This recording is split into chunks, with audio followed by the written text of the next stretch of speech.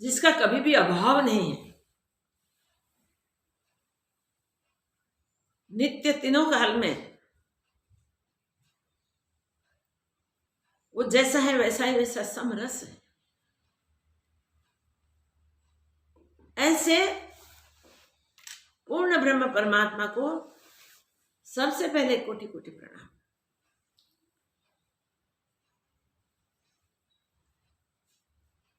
प्रथम श्लोक में 11 पकड़ दिया। हमने देखा कि ज्ञानी को एक निश्चय होता है, न असतो विद्यते भावो न अभावो विद्यते सत्य। सत्य का कभी अभाव नहीं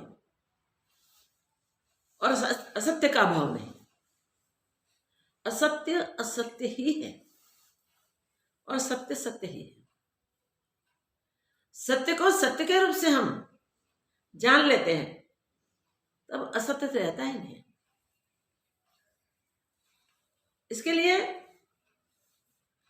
ज्ञानी की जो स्थिति है वो दिखाने के लिए ये प्रथम श्लोक से अष्टावक्र जी महाराज हमें कह रहे हैं कि भाव अभाव रूपी प्रकृति जो भी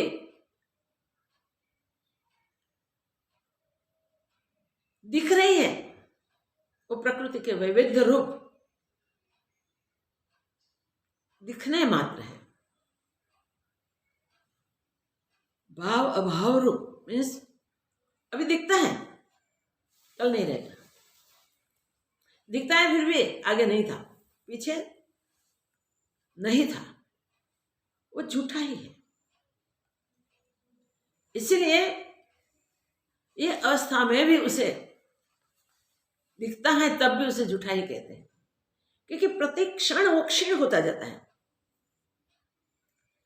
कोई क्षण ऐसे नहीं है कि प्राकृतिक का सर्जन जैसा है वैसा स्थिर रहे। प्रति क्षण वो नाश की तरफ जाते हैं। तो ये हुआ संसार, ये हुआ संसार जिसमें कोई पदार्थ स्थिर नहीं है, जिसमें एक भी पदार्थ स्थिर नहीं है। अस्थिरता ही दिखाई देगी विचार करने से। जिन महापुरुषों ने ये विचार किया है, जिन महापुरुषों ने इसका अभ्यास किया है, उन्होंने सत स्वरूप में आत्म स्वरूप में स्थिति पाई है। ऐसे आत्मस्थित महापुरुष का जो ज्ञान है उसका वर्णन यहां 8 श्लोक में करा गया है। 8 श्लोक में किया हुआ ये वर्णन अगर हमें प्रतिपल अभ्यास करने की युक्ति प्राप्त हो जाए तो वो युक्ति से 8 ही श्लोक सुनते सुनते हमें भी सच्चा ज्ञान हो जाए। ज्ञान प्राप्त करने के लिए कोई उद्यम नहीं करना है। झूठ को झूठ समझना है, सत्य को सत्य समझना है। और सत्य और असत्य की व्याख्या एक ही है, वो है तीनों काल में जो बाधित नहीं होता वो सत्य है। कोई भी एक काल में भी बाधित हुआ तो वो झूठा है ही नहीं। मीन्स जो रहता नहीं, जो था नहीं, सिर्फ अभी दिखता है वो असत्य।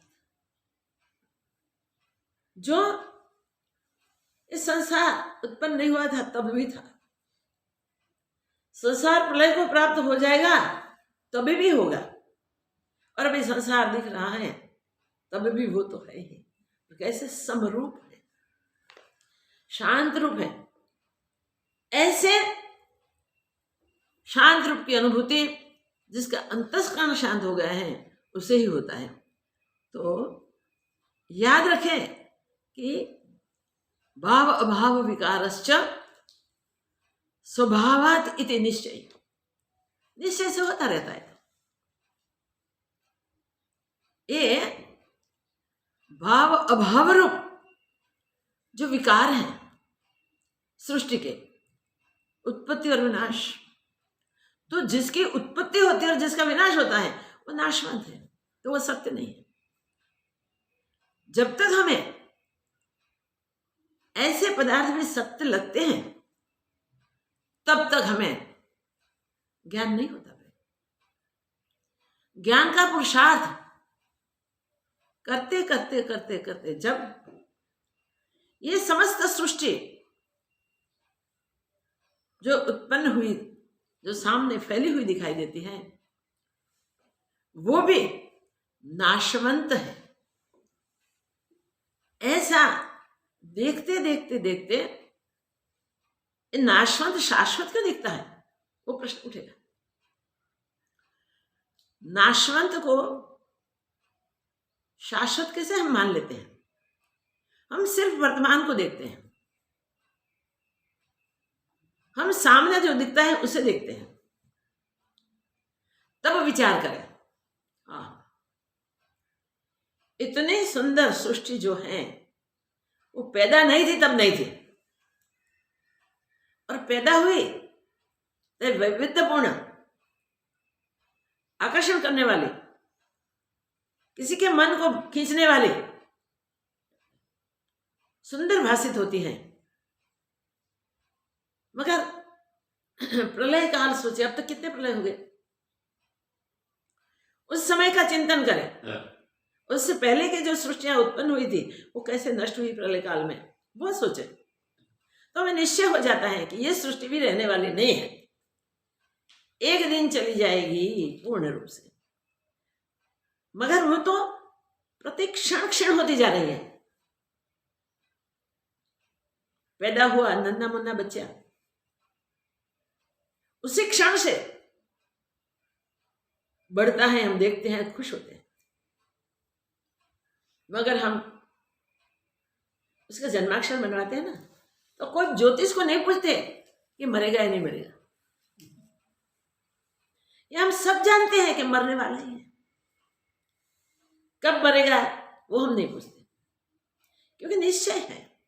तो नाशवंत इस प्रकार है, सुंदर दिखे, बढ़ता दिखे, एक्टिव दिखे, तो भी रहने वाला नहीं है। वो हम सब समझते हैं, सब जानते हैं, मगर सही अर्थ में उसका स्वीकार नहीं होता। जो वर्तमान देखते हैं उससे जुड़ जाते हैं और उसमें ही व्यवहार करने को लग जाते हैं। वर्तमान को सत्य समझ के हम उसमें जुड़े हुए हैं और जुड़कर हम बंध जाते हैं इससे। देखिए वृद्धावस्था आ जाती है, क्योंकि क्षेत्र क्षेत्र जायते शरीर, शरीर तो क्षीण होता होता चला जाता है। तो जब उम्र होती है, वृद्धावस्था आती है, तब भी मनुष्य को होता है कि अभी मुझे बहुत जीना है, काफी जिंदा रहना है, उसके लिए बहुत प्रयत्न करते हैं। कहीं ना समझ लोग अपनी जिंदगी बढ़ जाए, हम अजर अमर हो जाएं, इसलिए कई लोगों का नाश भी कर देते हैं, किसी की जिंदगी का भोग ले लेते हैं। इससे अजर अमर नहीं हो सकते हैं, वो पता नहीं है, इसलिए अज्ञान में सबड़ते हैं, अज्ञान में रहते हैं। मगर जो सच्चे सत्य की व्याख्या जान ले, शास्त्रों के अभ्यास से और महापुरुष के संग से, वो जान ले कि संसार जो दिख रहा है, ये सृष्टि रहने वाली नहीं है। पहले भी उसका प्रलय हो गया था, फिर उत्पन्न हुई, आगे उसका प्रलय होने वाला। ऐसे कई प्रलय हो गए हैं, और जिसको निश्चय हो गया है कि ये प्रलयकारी है, नाशवंत है, वो फिर उससे प्रीत नहीं करता, उससे आकर्षित नहीं होता। कैसे भी संजोग में वो न सुखी होता है, न आकर्षण में फंसता है, और कैसे भी विकट परिस्थिति में वो दुखी नहीं होता है, वो सम शांत रहता है, क्योंकि उसका अंतस्करण गलित हो गया है, उसका अंतस्करण गलित हो गया है। आशाएं सारी निवृत्त हो चुकी हैं, कोई आशा कहीं भी नहीं है। ज्ञानी के स्थिति ऐसी है कि जो कुछ सोचता ही नहीं, न सोचती न आकांक्षा, कोई आकांक्षा जाता है उसके लिए सोचते नहीं अरे क्या हो गया, ऐसा नहीं करते, और न कुछ प्राप्त करने की आकांक्षा करते, आशा करते। एक ज्ञानी की स्थिति है। वो ज्ञानी की स्थिति समझाने के लिए पूर्व भूमिका में पहला श्लोक में कहा कि यही निश्चय कर लेना है जो असत्य है वो रहता नहीं, और जो सत्य है उसका नाश नहीं होता। प्रथम श्लोक का ये सार हम पकड़ लें। समस्त सृष्टि माया मात्र है, प्राकृतिक खेल है। प्रकृति भी उनको सौंपा हुआ कार्य उसके द्वारा होता हुआ हम देखते हैं। प्रकृति करती हम कहते हैं, मगर वो भी अनिर्वाच्य है। प्रकृति भी इसमें इन्वॉल्व नहीं हो जाती। फिर मायापति ईश्वर तो कहां से इन्वॉल्व होगा? भी सवाल ही नहीं। ज्ञानी की वो स्थिति है जो ईश्वर की स्थिति है। वो कभी भी असत्य के साथ जुड़ता नहीं और सत्य के साथ हमेशा अपने स्वरूप में सत्य को देख के ही लगा रहता है। तो सत्य स्वरूप को जानने की जिज्ञासा लेके अभ्यास करते करते हमने 10 प्रकरण पूरे किए हैं। अब 11 प्रकरण में ज्ञानी की स्थिति समझाते हमें कहते हैं कि भाई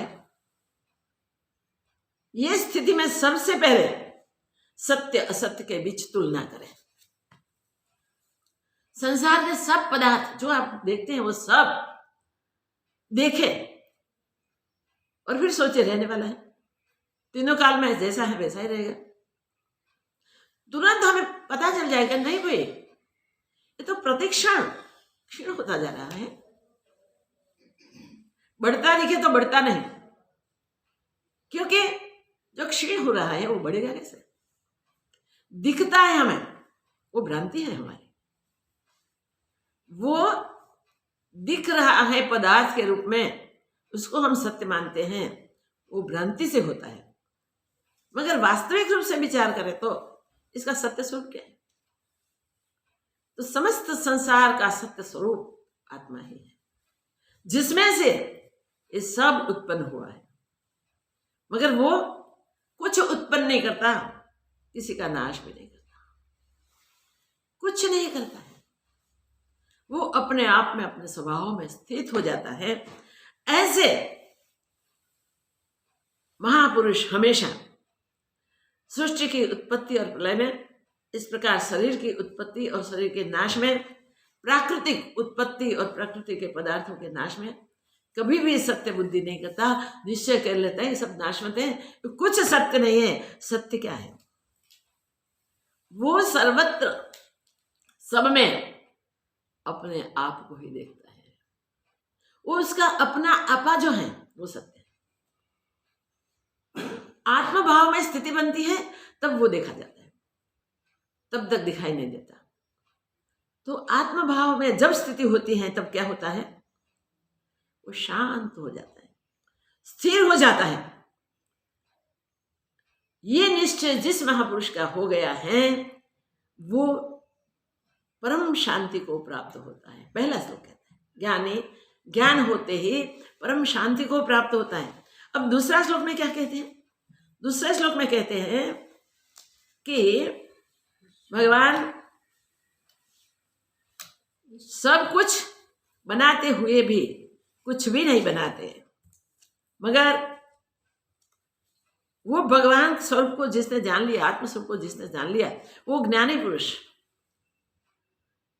नित्य स्वरूप में स्थित रह के वो निश्चय में रहता है कि ईश्वर सर्वनिर्माता, सब बनाने वाला ईश्वर है।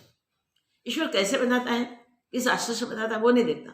वही देखते हैं कि कुछ नहीं था, सिर्फ ईश्वर ही सब परमात्मा ही था। तब कौन बना सकता है? और कोई नहीं बना सकता, परमात्मा ही बना सकता है। तो ईश्वर ही सर्वनिर्माता, सब बनाने वाला ईश्वर है। अंतर्गलित सर्वांश, जिस पुरुष का अंतर संपूर्ण रूप से गलित हो गया है, तो अंतर्गलित सर्वांश शांत को अभी न सज्जते। वो नित्य प्रति सबको पैदा करने वाले ईश्वर को ही देखता है और दूसरा उसे दिखाई ही नहीं देता, उसे कोई दूसरा हुआ ही नहीं ऐसा निश्चय है। और इसका अंतस्करण बिल्कुल गलित हो गया है, बिल्कुल फिर उसमें आशाएं कोई उठती ही नहीं है और मन उसका हमेशा हमेशा के लिए उपशमता को प्राप्त होता है। मन गलित हो गया है तो ऐसे गलित मन में, ऐसे महापुरुष के हृदय में कोई आसक्ति नहीं रहती। सामने कितने भी प्रलोभन आ जाए तो भी वो इस विषय के सामने उस विषय से आसक्त नहीं होते, निर्लय भी रहते। तो महापुरुष की जो स्थिति है वो स्थिति समझने के लिए हम देखें तो उनमें कोई आसक्ति नहीं, कोई विषय में आसक्ति नहीं, कोई विषयों में आसक्ति नहीं है। शब्द, स्पर्श, रूप, रस और गंध जैसे विषय हमारे सामने होते हैं, मगर वो कोई भी विषय से वो आकर्षित नहीं होते। पांचों विषय मनुष्य के पास है, पांचों विषयों को मनुष्य को जीतने हैं। जब हम कोई भी विषय में आकर्षित नहीं होंगे तो अवश्य हम बच जाएंगे, अवश्य ज्ञान की प्राप्ति कर सकेंगे। तो ज्ञान की प्राप्ति के लिए ये देखना है कि महापुरुष कैसे हैं। तो उसका अंतस्करण गलित हो गया है। जो मन, बुद्धि, चित्त, अहंकार है, चतुष्ट अंतस्करण से कहते हैं, वो चतुष्ट अंतस्करण उसका गलित हो गया। तो मन उसका संकल्प विकल्प नहीं करता। प्रत्यक्ष सामने कुछ है मगर उसे देख के वो इसके विषय में कुछ भी विचार नहीं करता, संकल्प विकल्प नहीं करता। संकल्प विकल्प नहीं तो बुद्धि निर्णय किस पर करेगी? बुद्धि उस संकल्प विकल्प भी नहीं, इसलिए उसके लिए कुछ करने की जगह ही नहीं। और मन जब संकल्प करता है, बुद्धि जब निश्चय कर लेती है, तब चित्त में उसका चिंतन होता है। इंद्रियां को आज्ञा मिल जाती है और आज्ञा मिलने से इंद्रियां व्यवहार करने को लग जाती है। मगर जिसका चित्त चैतन्य रूप हो गया, रहा ही नहीं, वहां इंद्रियां कैसे कार्य करेगी?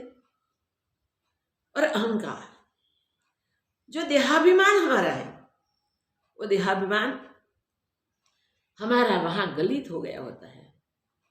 मैं देह हूं, ऐसी जो गलती थी वो हमारी सुधर गई है, क्योंकि ज्ञान के अभ्यास से हम पुरुषार्थ करके वो समझ लेते हैं कि सर्व ब्रह्म ही है। तो हम शरीर कहां से रहे और कुछ है ही नहीं, ये पूर्ण ज्ञान। पहले आसक्ति छूट जाती है विषयों से, भोगों से, फिर अंतर वहां तक गलित हो जाता है, सर्वांश गलित, सर्व प्रकार से गल जाता है, कोई रूप से नहीं रहता। जब अंतस्करण इस प्रकार नहीं रहता है तब मन, बुद्धि, चित्त, अहंकार का व्यापार बंद हो जाता है। तो इस देह में हमारा अभिमान नहीं रहता, न राम न नाम हमारा हम स्वीकारते हैं, मगर हमारा राम स्वरूप, हमारा ब्रह्म स्वरूप हम स्वीकार लेते हैं। एक ही निश्चय चतुष्ट अंतस्करण में हो गया है, कोई आशा ही नहीं रहती उसमें, कोई विषयों के साथ जुड़ना ही नहीं रहता। बुद्धि भी स्थिर हो जाती है निश्चय से। मन के संकल्प विकल्प गल गए तब मन उपशम हो गया, निर्विकार मन स्वरूप में स्थित हो गया। बुद्धि भी योग ज्ञान में ही स्थित हो जाती है और इंद्रियां तो जड़ है, वो बिना ऑर्डर कोई काम नहीं करती, वो भी शांत हो गई। शांत न होवे और व्यवहार करें तो भी व्यवहार में हमारे व्यवहार करते हुए भी अकर्ता भाव रहता है। हमारी कोई भी वृत्ति ये मैंने किया ऐसा नहीं सोचती। चित्त की अगणित वृत्तियां हैं, जितने विषय देखती है इतने विषयाकार हो जाती है वो तो अज्ञान में। मगर जब अंतस्करण गलित हो जाता है, तब कोई वृत्ति उठती नहीं, विषयाकार होती नहीं, कहीं जाती ही नहीं, क्योंकि ज्ञान में ब्रह्माकार वृत्ति हो गई है, ब्रह्म भाव स्थित हो गया है। सर्वत्र सर्व में एक ब्रह्म का निश्चय हो गया है। तो ऐसा ज्ञानी का चित्त बिल्कुल चैतन्य स्वभाव में आ गया है। इनकी सारी वृत्तियां गलित हो गई हैं। अब बचा ही नहीं अंतस्करण, आशा कहाँ उठेगी? वो कभी कुछ देखने की आशा नहीं करता, कुछ पाने की आशा नहीं करता, कोई चीज उसे आकर्षण करती ही नहीं है, क्योंकि ब्रह्म से श्रेष्ठ कोई है ही नहीं। नाशवंत सब चीजें दुख देने वाली है, एक सच्चा सुख है वो शाश्वत में है, और शाश्वत एक ब्रह्म सत्ता है। उसका निश्चय हो गया तब वो ब्रह्मज्ञानी महापुरुष आप सहित सर्व में एक ब्रह्म को ही देखता है। उसका निश्चय बहुत बढ़िया होता है, एक ही निश्चय, और वो निश्चय मैंने किया है ऐसा भाव भी नहीं रहता, वैसे सहज उस भाव में आ जाता है। तो जिसे देखता है उसे ब्रह्म रूप देखता है। तो जिसको वो निश्चय हो गया उसको तो कोई सवाल ही नहीं। जिसको निश्चय हो जाता है, जो स्वीकार कर लेता है, वो भी संसार से ब्रह्म हो जाता है। तो निश्चय हो गया उसकी तो बात ही क्या है। गोपी चंद जी क्या हमारे पास दृष्टांत तो है सारे संतों भक्तों के। गोपी चंद जी को उनकी पत्नियां स्नान करा रही थी, सुंदर वाम गर्म पानी, और राजा के स्नान के लिए तो कैसा हुए, केसर कस्तूरी मिश्रित गंगा जल हो गए, उससे स्नान हो रहा था। और ऊपर से मां घूम रही थी वरांडे में, ऊपर से घूम रही थी, नीचे रानियां स्नान कर रही थी। गोपीचंद की सुंदर काया देख के मां को याद आया, अरे इसके पिता की भी इतनी सुंदर काया थी, वो भी नहीं रही, तो ये पुत्र की काया कहां रहने वाली। देखो ज्ञानी किस प्रकार, ज्ञान मार्ग का प्रवासी किस प्रकार चिंतन करता है। जब हम ऐसा चिंतन करें कि जब यंग थे, युवा थे, तब तो सुंदर शरीर था, अब क्षीण होता जा रहा है, कल चला जाएगा, रहने वाला नहीं है, तो मनुष्य जन्म में क्यों मिला, हमें क्या करना चाहिए। ऐसा चिंतन करते करते हम जब बोध ग्रहण करते हैं महापुरुषों से और शास्त्र का अभ्यास से प्रमाणित करते हैं, तब उसको अपने अभ्यास से प्रमाणित करने की जिज्ञासा हमारी जग जाती है।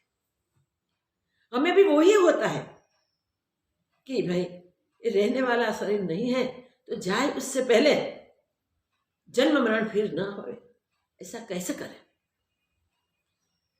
गोपीचंद की मदर को हुआ कि अजर अमर कैसे हो जाए। चिंतन करते करते मां की आंख से आंसू गिरे,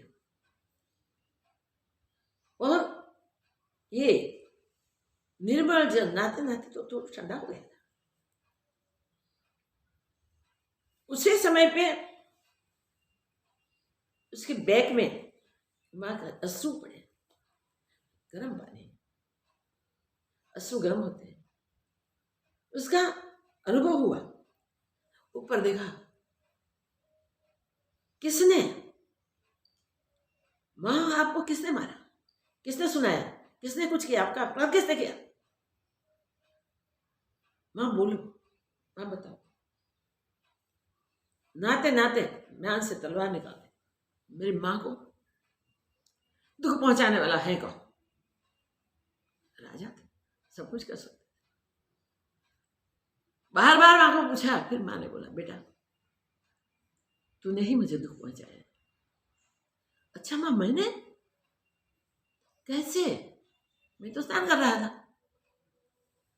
तब तो मुझे तेरे पिता की याद आई, तेरी जैसी सुंदर काया तेरे पिता की थी, फिर भी न रहे, तो मुझे विचार आया कि इतनी सुंदर काया मेरे पुत्र की, फिर भी वो नहीं रहेगी। गोपीचंद ने पूछा, मां क्या करना चाहिए। माँ ने एक ही बताया, आसक्ति ही मारने वाली है बेटा, आसक्ति ही मारती है मनुष्य को, कोई भी जीव को मारने वाली आसक्ति है। आसक्ति से उपराम होना है, छूट जाना है। ये जगत दिखता है, सुंदर लगता है, हम चाहते हैं कि वो भी मिले, वो भी मिले, वो भी मिले, विषय में आसक्ति हो जाती है। यह आसक्ति छूटे तब अजर अमर हो सकते हो बेटा। उसी समय इस क्षण गोपीचंद ने राजपाट सब छोड़ के जंगल का रास्ता लिया। हम गोपीचंद भरतरी आदि को क्यों याद करते हैं भाई? इसलिए याद करते हैं कि उन्होंने प्रबल वैराग्य किया और ये वैराग्य से फिर कभी जगत की ओर देखा भी नहीं, जगत से आसक्त हुए ही नहीं। तो ये हम बराबर समझे कि आज ले लेते हैं, कल नहीं लेंगे। वो बात करने वाला कभी अनासक्त नहीं हो सकता। आ गया है इतना खाना, बहुत अच्छा है, बहुत सुंदर है, बहुत सुंदर, चलो आज के दिन खा लेते हैं, फिर नहीं खाएंगे। तो कल नहीं खाएंगे, वो कल आने वाली ही नहीं है, याद रखें। जो जिह्वेंद्र को वश कर सकता है वो पांच इंद्रियों को वश कर सकता है। जिह्वेंद्र में दो प्रकार से मारती है हमें, एक शब्द से और दूसरा स्वाद से। स्वाद और जो शब्द है वो जिसने भी त्याग करके देखा है उसकी कोई इंद्रिय विषयाकार नहीं होती। आंखें देखती हैं तो भी नहीं देखती, कान सुनते हैं तो भी नहीं सुनते, नाक गंध लेता है तो भी नहीं लेता, त्वचेंद्रिय स्पर्श करती हैं तो भी नहीं करते। देखो कितनी बड़ी बात है। तो अनासक्त होना बहुत जरूरी है। ज्ञान मार्ग के प्रवासी में अभ्यास करते समय ही आसक्ति का त्याग होना चाहिए, कहीं भी आसक्त नहीं होना है। जो आसक्त हुए हैं वो बंधे हैं, वो जन्म मरण से नहीं छूटे, हजारों युगों से, कभी ऊपर कभी नीचे कभी मध्य में आते जाते रहते हैं। और आने जाने का दुख तो सही, मगर जीते समय भी कितने कष्ट होते हैं। मनुष्य जन्म सबसे श्रेष्ठ कहा गया है, फिर भी मनुष्य जन्म में कितने कष्ट होते हैं। कोई भी मल्टी मिलियनर हो उसे भी पूछ लो कि आप संपूर्ण 100% सुखी हो, ना ना ना। और ना कैसे कहते हम सब जानते हैं, इसलिए इसका बात नहीं करते। गरीब को पूछो वो भी अपना दुख ही कहता है। और किसी को भी पूछो जिसने ज्ञान मार्ग का विचार नहीं किया और ज्ञान पथ पर चले नहीं, वो वही कहेंगे कि ये दुनिया में क्या सुख है। दुखी तो दुख है, ये समझते हुए भी हम आसक्त हो जाते हैं। आशाएं हमारी बढ़ती जाती है, ये हो जाए फिर नहीं करनी, ये हो जाए फिर नहीं करनी। कई माताएं आती हैं, कहती है कि इतनी जिम्मेदारी हमारी है ना, बेटे की शादी कर दो, बेटियों को विदा कर दो, फिर हम भजन करेंगे, फिर आश्रम में आएंगे। कल ही एक बहन आई थी, एक बेटा एक बेटी है, बेटी की शादी है, अभी करवा दो, बेटा पढ़ रहा है उसको पढ़ ले, फिर उसकी भी शादी कर दो, फिर मैं आश्रम में आ ही जाऊंगी। फिर मैंने समझाया बेटा जीवन इतना लंबा है या नहीं तुझे पता है? नहीं, इतना कष्ट है, खाने के लिए भी पूरा दान नहीं मिलता, ऐसी परिस्थिति है, घर में कोई कमाना नहीं है, तुम्हें मेहनत करनी पड़ती है, पूरा परिवार का पूरा नहीं होता। तो पहले से उद्यम शुरू कर देना भजन का, भगवान के शरण हो जाना और शुरू कर। तुझे अगर तेरी जिंदगी में सुख नहीं पाया ऐसा तू कहती है तो सबकी यही हाल है। कोई कौन प्रकार से दुखी है, कोई कौन प्रकार से दुखी है, कोई कौन प्रकार से दुखी है, सब नहीं जानते। इसलिए दूसरों को देख के ये सुखी है, मैं दुखी हूं। देखो ये भाव होते हैं, मैं सुखी हूं, दुखी को देख के इसके प्रति तिरस्कार हो जाता है। तो एक ही ये भाव अभाव में जब हम जुड़ जाते हैं और तब भी तृप्ति नहीं होती, कितना भी मिल जाए तो भी और आशा और आशा और आशा और आशा, आशाएं बढ़ती जाती हैं, बढ़ती जाती हैं। जो सोच विचार करके आसक्ति का त्याग कर देता है, संसार से वैराग्य कर लेता है और अभ्यास से उसे निश्चय हो जाता है। ये सब चलते फिरते काम करते, सब कुछ करते हैं, दिखाई देते हैं, मगर वो शाश्वत नहीं है, वो नाशवंत है। मगर ये शाश्वत दिखते हैं। ब्रह्म बस रहा है परिपूर्ण रूप से संसार में, इसलिए शाश्वत क्यों दिखते हैं? पूर्ण ब्रह्म जो सत्य है, जो नित्य है, जिसका तीनों काल में नाश नहीं है, वो सारे संसार में भरपूर है। उसमें से तो ये संसार उत्पन्न हुआ है। तो जहां भाव अभाव हो रहे हैं, तो याद रखें कि सत्य का ही भाव होना चाहिए। सत्य का तो अभाव ही है।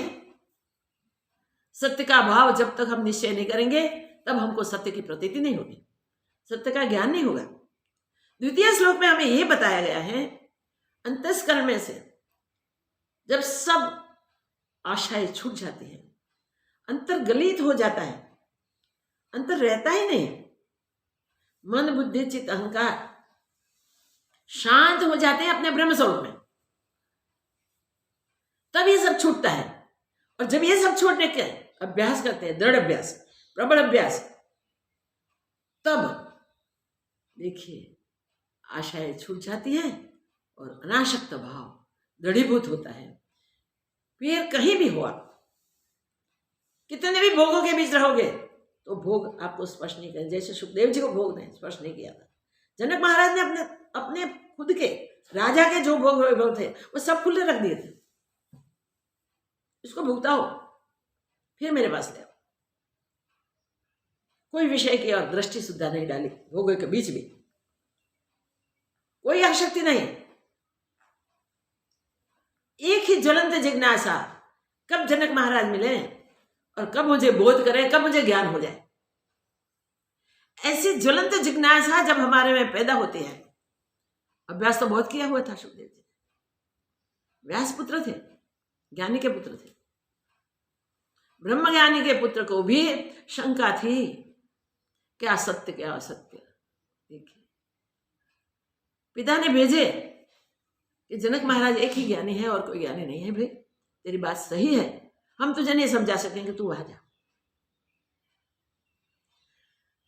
जनक महाराज ने वही उपदेश किया।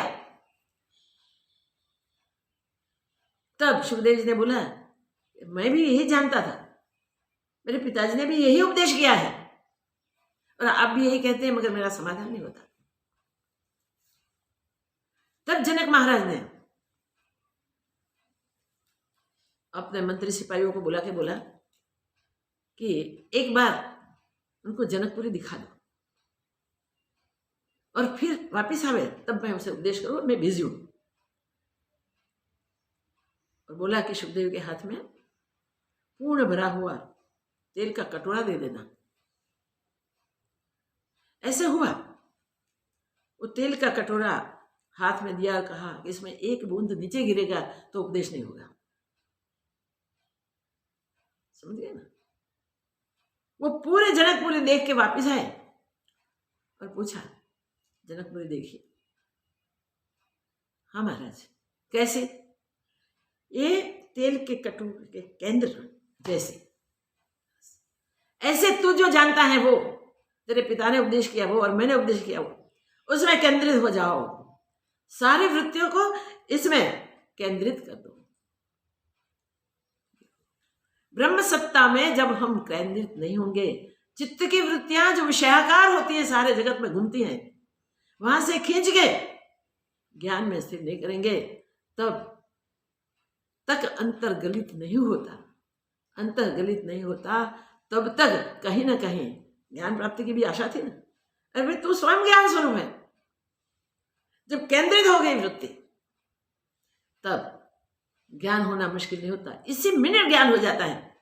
मगर वृत्तियां भटकती रहती हैं विषयों की तरफ, तब तक ज्ञान नहीं होता। हमें भी ये समझ लेना चाहिए, हम ज्ञान मार्ग के प्रवासी हैं सब। तो हम जानते हैं, कौन नहीं जानता?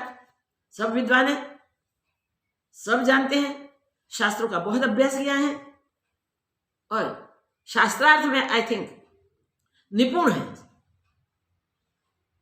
अंतिम कोई ज्ञानी के साथ शास्त्रार्थ आवे तब फेल हो सके, बाकी तब तक फेल ना होवे, ऐसे निपुण है।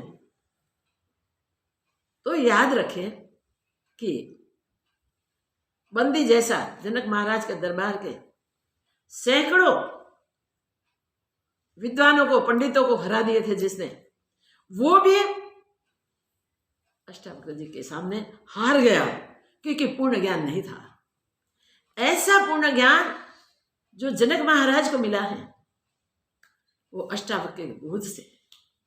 वो अष्टावक्र जी महाराज का बोध यही हमें समझाता रहा है कि अंतस्करण गलित हो जाना चाहिए, आशाएं सारी निवृत्त हो जानी चाहिए, वृत्तियां सारी स्थिर हो जानी चाहिए। जब वो होता है तब याद रखें ऐसा पुरुष कभी भी कहीं भी आसक्त नहीं होता, कहीं भी जुड़ता नहीं है, कहीं भी उसको विषयों में जो नाशवंत वस्तु है वो पदार्थों में कभी भी सत्य बुद्धि नहीं होती, मगर सत्य बुद्धि उन सब के स्वरूप में होती है।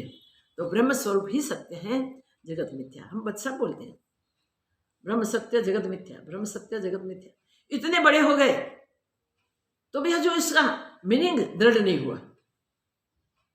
जगत मिथ्या ब्रह्म सत्य का मीनिंग हमारे हृदय में दृढ़ नहीं हुआ है भाई।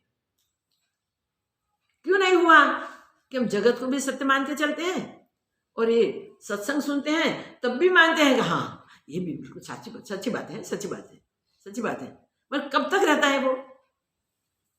सुनने के बाद थोड़ी कोई किसी थोड़ी क्षणों में कोई भूल जाता है, कोई थोड़े घंटों में भूल जाता है, कोई थोड़े दिनों में भूल जाते हैं, क्योंकि जगत सत्य की प्रैक्टिस है। जगत को हम सत्य मानते आए हैं और देखते आए हैं, व्यवहार में जगत को सत्य मान के करते आए हैं।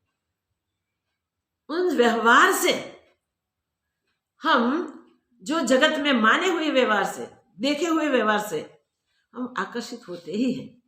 अरे भाई हमें कितना कितना अहंकार है, तो देखिए मेरी ये जाति है, मेरा ये धर्म है, मेरा ये है, मेरा ये इसमें मैं एक्सपर्ट हूँ, मेरा मेरा मेरा मेरा अहंकार नहीं मिलेगा, मिटेगा तो क्या होगा?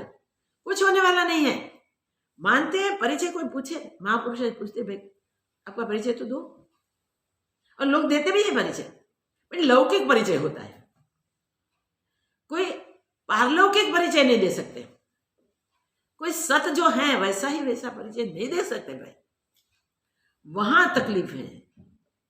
जिसको ज्ञान हो जाता है वो ही सर्व को ब्रह्म देखता है और खुद को भी ब्रह्म देखता है। सर्वरूप वो सर्वोहम के आनंद में ऐसा डूब जाता है, ऐसा डूब जाता है कि उसे कभी नहीं निकल सकता।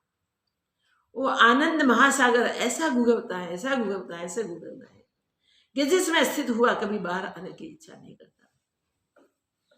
कोई गोपीचंद जैसा जिज्ञासु बन जाता है सतवचन सुन के, और उसको जानने के लिए सब कुछ छोड़ के वही उद्यम करता है और पा लेता है। भरत जी भी ऐसे निकल गए थे। कोई भी चीज देखते ही पता चल जाए कि ये जगत सत्य नहीं है बे, हमारा किया सब निष्फल है, ये जीवन व्यर्थ जा रहा है, ये नहीं करना है, अब तो सत्य को ही पाना है और कुछ चाहिए ही, जगत की कोई चीज नहीं चाहिए। जगत में बसा हुआ, फैला हुआ, स्थित, नित्य स्थित जो ब्रह्म सत्ता है उसे ही जाननी है, उसे ही पानी है और उसी में ही स्थित हो जाना है। ऐसा जब दृढ़ निश्चय हो जाता है तब जगत पे वैराग तुरंत हो जाता है। वैराग कैसे करना भाई? जब तक आसक्ति कहीं ना कहीं रहती है तब वैराग नहीं होता।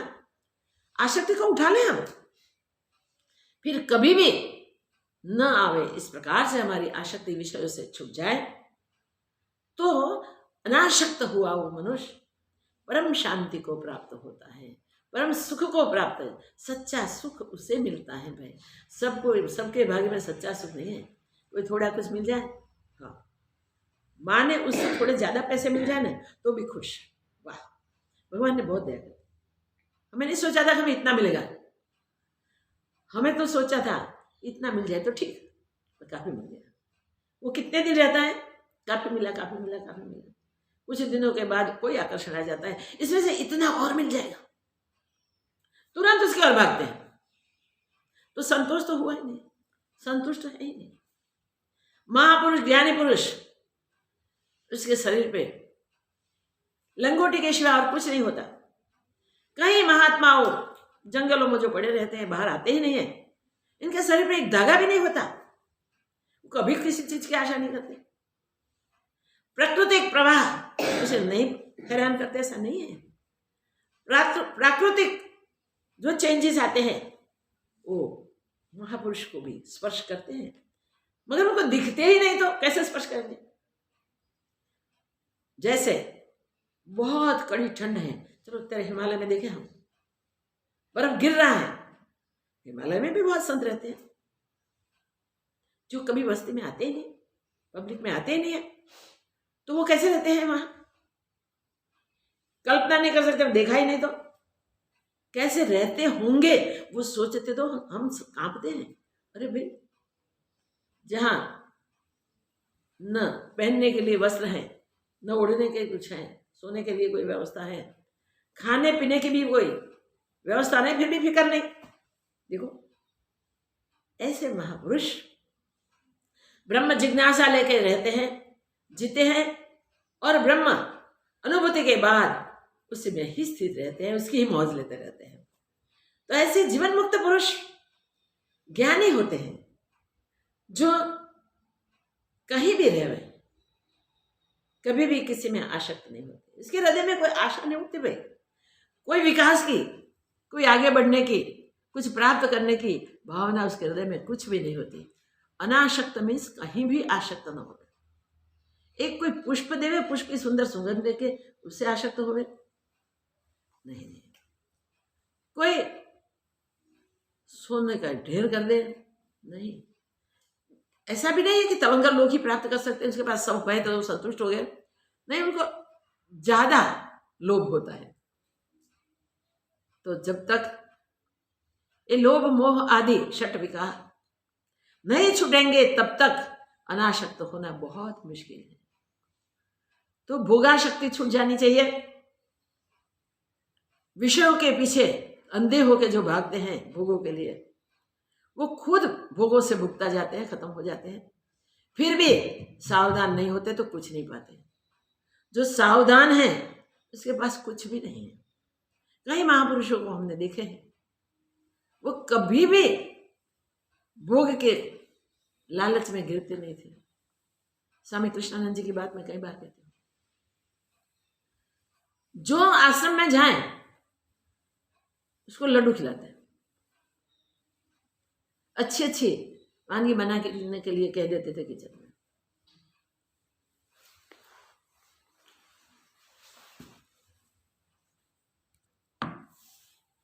इसको शॉर्ट में देख लेते हैं।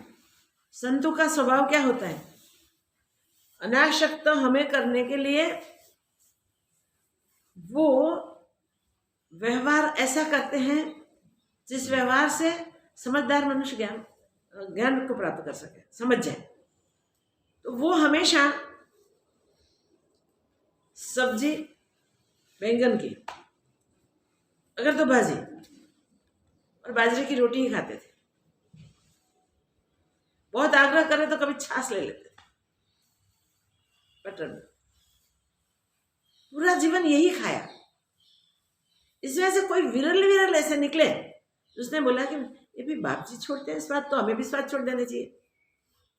तो जिसने भी बोध लिया वो अपने अध्यात्म यात्रा में आगे चले गए, पर जिसने बोध नहीं लिया उसका क्या? वो आसक्त ही रहते हैं और बार बार कई जन्मों तक ये आसक्ति उनकी छूटती नहीं है। ये श्लोक हमें कहता है कि जो अनासक्त होता है वो ही शांत पद को, आत्म पद को प्राप्त करता है। ईश्वर सर्व निर्माता, ये जगत ईश्वर ने बनाया। अगर ईश्वर ही निर्लेप है इससे और दृष्टांत क्या लेवे हम? परमात्मा सबका निर्माता है। परमात्मा ही सब बनाते हुए भी कुछ नहीं बनाते। जो बनाते हैं और मैंने बनाया ऐसा भाव रखते हैं, उसे बच जाते हैं। मेरा है करके पूरे जीवन उससे जुड़ के व्यतीत करते हैं और लास्ट तक ये मेरा ये मेरा ये मेरा ये मेरा ये मेरा करके इकट्ठा करते रहते हैं, आखिर खाली हाथ जाते हैं। ये समझने जैसा है कि ईश्वर का ही दृष्टांत हम ले। ईश्वर सर्व निर्माता, सब कुछ बनाने वाला ईश्वर ही है। तो ये बात जिस ज्ञानी महापुरुष ने निश्चय कर ली है, ईश्वर सबका निर्माता है, हमें कुछ भी देखने की जरूरत नहीं, कुछ करने की जरूरत नहीं, जो निर्माता है वही संभालेगा। ऐसा जिसका निश्चय हो गया है अभ्यास करके, ऐसा विषयों का भी हम थोड़ा रूपांतर करें और देखें। आंख भगवान ने दी है देखने के लिए, अगर विषय देखने के लिए नहीं दिए भाई, परमात्मा देखने के लिए दिए हैं, तो ब्रह्म देख के हम व्यवहार करें। कान दिए हैं ब्रह्म ज्ञान सुनने के लिए, तो हम ब्रह्म ज्ञान सुने और मन से उसी का ही संकल्प विकल्प, उसी का ही चिंतन चले। जब चित्त ब्रह्म चिंतन में लग जाता है, तब वो पूरा ब्रह्माकार हो जाता है। अगणित वृत्तियां होते हुए भी चित्त को कोई बाधा नहीं आती भाई, वो चित्त ब्रह्माकार हो जाता है और ब्रह्म में स्थित हो जाता है। हमें तो कोई थोड़ी छोटी बाधाएं आती होती, कोई संपदा आ जाए, कोई आपदा आ जाए, कुछ भी आ जाए जीवन में, तब भी उसके साथ न जुड़ना है, इतना ही हमें सीखना है। न दुखी होना है, न सुखी होना है, गलती से भी आसक्त तो नहीं होना है। और आसक्त नहीं होंगे तो फिर जगत के कोई भी आकर्षण हमें चलित नहीं कर पाएंगे। जगत के सारे आकर्षण सामने आके खड़े हो जाएंगे इकट्ठे होके भी, तो भी वो हमें आकर्षित नहीं कर पाएंगे। एक बार विषयों से ऊपर उठ गए, मन को उपराम कर लिया, जब तक चित्त उपशाम नहीं होता तब तक मुश्किल है। उपशम होते ही ब्रह्म स्वरूप में स्थिति हो जाती है, बन जाती है, तो स्वयं आप ईश्वर ही बन गए भी। ईश्वर सर्व निर्माता, सब निर्माण करने वाला ईश्वर ही है। इतना अगर निश्चय हो गया हमें, तो हमें किसमें भी मेरापन नहीं होगा, अपनापन नहीं होगा। अपनापन ही बंधन है, याद रखें। ब्रह्म रूप ही है तो दूसरा भाव उठने का ही नहीं, जगह नहीं, स्थान ही नहीं है। तो यही खास ध्यान रखना है। आज के श्लोक में 11 प्रकरण के द्वितीय श्लोक में वो बताया है कि निश्चय कर लो कि ईश्वर ही सब बनाने वाला है, उपजाने वाला है। जो भी पैदा हुआ ईश्वर से हुआ है, जो हो रहा था वो भी ईश्वर से, और जो हो रहा है वो भी ईश्वर से, होगा वो भी ईश्वर से। फिर भी ईश्वर कहीं भी लेपित नहीं है, ईश्वर कहीं भी इन्वॉल्व नहीं है। ईश्वर को देख के हम बस इतना ही सीखे कि हमें निर्लिप्त रहना है।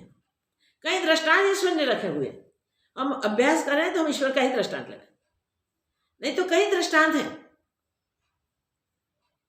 स्वर्ण का ढेर पड़ा हुआ होगा, पास फूटे बादाम ना होवे, मजदूरी करके निर्वाह करने में भी मुश्किल होवे, तो भी वो स्वर्ण का ढेर उसे आकर्षित नहीं करेगा। उसने देख लिया अनासक्त होने में ही परम शांति है, परम सुख है। ये परम सुख प्राप्त करने के लिए हमें और कुछ नहीं करना है, हम विषयों से अनासक्त हो जाए। और कहीं भी कुछ भी मैंने किया वो भाव हमारे हृदय में न उठे। ईश्वरीय सर्व निर्माता है, जब जो होता है उपजता है, जो भी बन रहा है वो सब ईश्वर के द्वारा ही हो रहा है। हम क्यों इन्वॉल्व हो गए? हम कोई साधन लेके भी कुछ करते हैं। आपको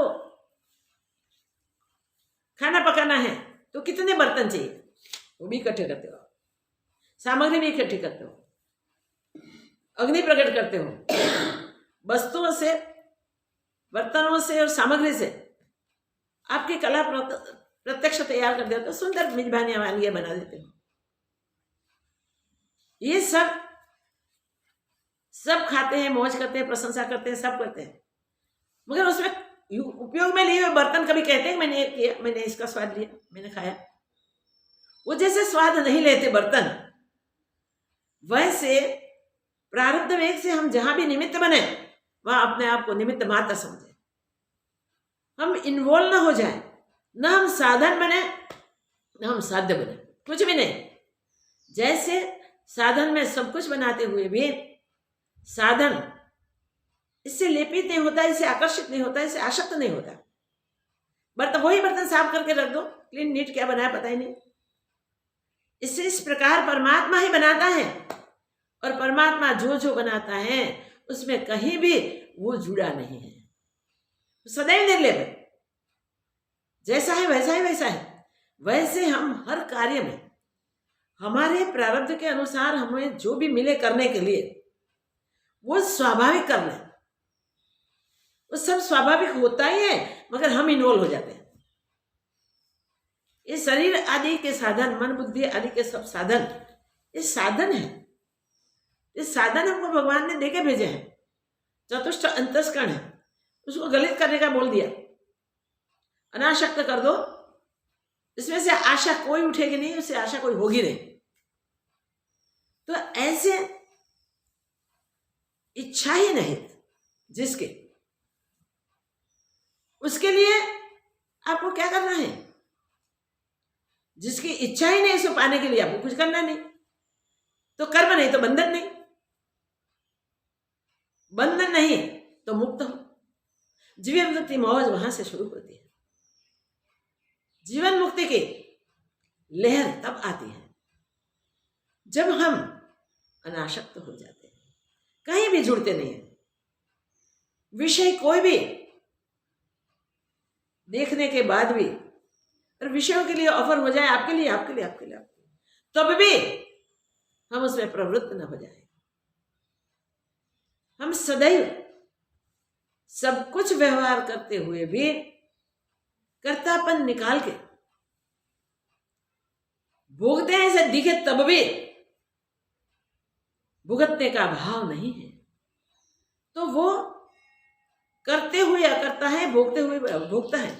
वो स्थिति ऑटोमेटिक आएगी, वहां शुरुआत तो करें। शुरुआत वहां से करनी है कि हम कोई विषयों के साथ जुड़े नहीं, जुड़ना नहीं है। नहीं जुड़े तो बंधे नहीं, बंधेंगे नहीं तो उसके फल नहीं होंगे, किए हुए कर्म के फल नहीं होंगे, और फल नहीं होंगे तो भुगतने के लिए और जन्म में जाना नहीं पड़ेगा। ज्ञानी की ये स्थिति है, इसलिए ज्ञानी और शरीरों में नहीं जाते, क्योंकि भुगतते हुए भी अभोक्ता रहते हैं, करते हुए भी अकर्ता रहते हैं। कहीं भी मैंपन, अपनापन नहीं करते, किसी भी मैं तो वह का भेद नहीं देखते। सिर्फ एक ब्रह्म दृष्टि, सिर्फ एक ब्रह्म भाव और अनासक्ति, सारे जगत से उपराम हो गए। विराग ऑटोमेटिक हुआ। एक एक पकड़ के छोड़ने को जाओगे तो कितनी असंख्य चीजें संसार में है, कोई ना कोई आके आपके पास खड़ी हो जाएगी। नहीं, किसी से जुड़ना नहीं है। कब तक ये सब आएंगे? इतना आशमंत है। अभ्यास करते करते निश्चय हो जाए कि सत्य ब्रह्म है, जगत मिथ्या है। पूरे जगत को मिथ्या समझ लिया और परमात्मा को सत्य स्वीकार कर लिया, तो बचा कौन? परमात्मा ही बचा। जगत तो दिखने मात्र है नहीं। वो परमात्मा कौन है? सर्वव्यापक ब्रह्म, व्यक्त हुआ भी अव्यक्त। कितनी बढ़िया बात है। तो जो अंतर को गलित कर देता है, अंतस्करण में जिसके कोई आशा नहीं उपजती, वो ज्ञानी पुरुष है। जो अज्ञान में घिरे हुए हैं वो तो ये बात को नहीं समझ सकते, मगर जो ज्ञान के जिज्ञासु हैं, जो अभ्यासी हैं, वो अवश्य उसे समझ लेंगे और उसे प्रैक्टिकल व्यवहार में ले लेंगे, तो जरूर वो वही ज्ञानी हो जाएंगे जो सब ज्ञानियों के साथ जुड़ जाते हैं, सबका अनुभव एक हो जाता है। तो जो सत्य है, उस सत्य को हमने सुना, पढ़ा, उसका चिंतन मनन किया, उसका व्यवहार में अभ्यास किया, दृढ़ता कर ली, तो अनासक्त हो गए। अभ्यास से ही दृढ़ता होती है। फिर झूठी बात सत्य कभी नहीं दिखेगी, कितने भी सुंदर होके आ जाए। तो जो खिलौने की कोई स्त्री आ जाए हमारे सामने, सुंदर वस्त्र पहनाए, सुंदर गहने पहनाए, सुंदर दिखती है, मगर हम उसको सच नहीं स्वीकारेंगे। हमको पता है कि खिलौने की है, खिलौने की पुतलियां जैसा ये जगत है, इस जगत में हम आसक्त नहीं होंगे। एक बार स्वीकार लिया कि सिर्फ खिलौना ही है, दिखता है आबेहूब तो भी। आज मनुष्य ने कितना कर दिया है, खिलौने के अंदर मशीन रख दिया, मोटर रख दी, वो एक्शन करती है, वो काम करती है, देखिए। और ऐसा सुंदर सुशोभन उसके ऊपर होता है कि लगता है हाँ सत्य ही है। फिर भी जब गौर से देखते हैं तब पता चलता है कि नहीं, सत्य नहीं है भैया, ये तो खिलौना ही है, दिखने मात्र है। और आज का ये जो युग है, ये युग झूठे को सत्य बनाने के लिए, झूठे को सत्य दिखाने के लिए बहुत कुछ आगे बढ़ गया है। इसमें हम हमारा प्रोग्रेस समझते हैं, ये प्रोग्रेस नहीं है भाई। हम ज्ञान से वंचित हो रहे हैं, ज्ञान से दूर हो रहे हैं। आज का मोबाइल देखो ना, छोटे छोटे बच्चे ऐसे मोबाइल में लगे रहते हैं। अच्छा है, अच्छी अच्छी इन्फॉर्मेशन मिलती है, अच्छा अच्छा ज्ञान भी इसमें से मिल सकता है, पर बहुत कम। ज्यादा जगत का आकर्षण इसमें है। और कहीं कोई घर पे आ जाए तो भी बच्चे उनके साथ कैसे हो, सब पूछने के लिए उनको फुर्सत नहीं होती। कहाँ जा रहे हैं, क्या हो रहा है, हम देखते नहीं। झूठे को सत्य समझ के उसके साथ जुड़ना और जिंदगी खत्म कर देना, वो मनुष्य जन्म गंवाने के बराबर है। मगर सत्य अव्यक्त ही नहीं दिखता है, फिर भी सत्य सत्य है, जिसका नाश नहीं होता। वो एक ही ब्रह्म तत्व है, इसलिए ब्रह्म को सत्य कहा है। उस ब्रह्म सत्य का आश्रय करके हम सत्य को पाने के लिए पुरुषार्थ करेंगे तो बिल्कुल अनासक्त हो जाएंगे। और फिर कहीं भी हमारी कोई भी विषय में आसक्ति नहीं होगी। ये द्वितीय श्लोक में सार है। हम ईश्वर को सर्व निर्माता, सर्व उत्पन्न करता देखेंगे, सब बनाने वाला और सर्व से निर्लेप रहने वाला हम देखते हैं। और हम भी ऐसे बन जाएं कि जो व्यवहार सामने आ रहे हैं वो सब करते हुए भी कर्ता भाव में रहे। कर्म फल हमारे सामने नहीं आएगा, संचित में नहीं जाएगा, तो भुगतना नहीं पड़ेगा भाई, और हमें ब्रह्म स्वरूप की अनुभूति हो जाएगी। बस परमात्मा वो ही कृपा करें कि सबको ब्रह्मानुभूति हो जाए। जय हो, मंगल हो। ओम पूर्णमदः पूर्णमिदं पूर्णात् पूर्णमुदच्यते पूर्णस्य पूर्णमादाय पूर्णमेवावशिष्यते। ओम शांति शांति शांति। श्री सद्गुरुदेव की। 11वें प्रकरण का द्वितीय श्लोक आज पूर्ण हुआ, अगली बार तृतीय रहेगा। ठीक है।